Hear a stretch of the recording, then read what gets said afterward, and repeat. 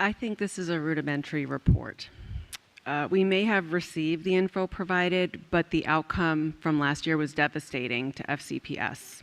And so what I see missing here is the analysis of the budgetary situation and what was assessed as the landscape change, as my colleague just said about what was assessed and how to inform us about what was coming at us.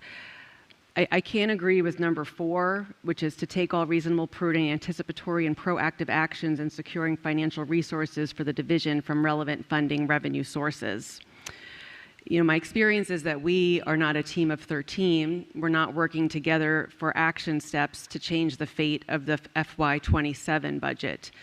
And as that work now begins, I'm not aware of anything happening differently. We are now living the results of the reduced $121 million, and I'm hearing from constituents about destaffing and increased class sizes, 30 kindergartners in a class. I don't experience any urgency among our team of 13 about approaching this year differently. Not in this report and not at our board meetings. And while it's up to the board to set the board's agenda, the superintendent as the leader needs to help us plan for better results with the FY27 budget. You know, my observation has been that the superintendent and staff develop precise calculations. Sometimes the least worst decisions are being made, but that is not financial planning. Okay, we are not meeting to determine, you know, aligning our work across the team of 13 with a plan of action for local county funding work and state funding work. The legislative work just talked in its silo and the budget development work in another, but budget development is not financial planning.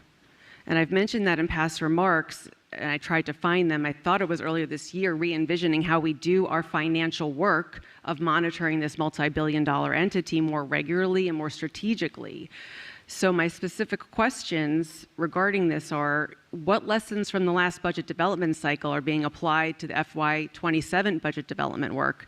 And what's the plan to engage the board in this work so we can be the fullest advocates possible over the months ahead?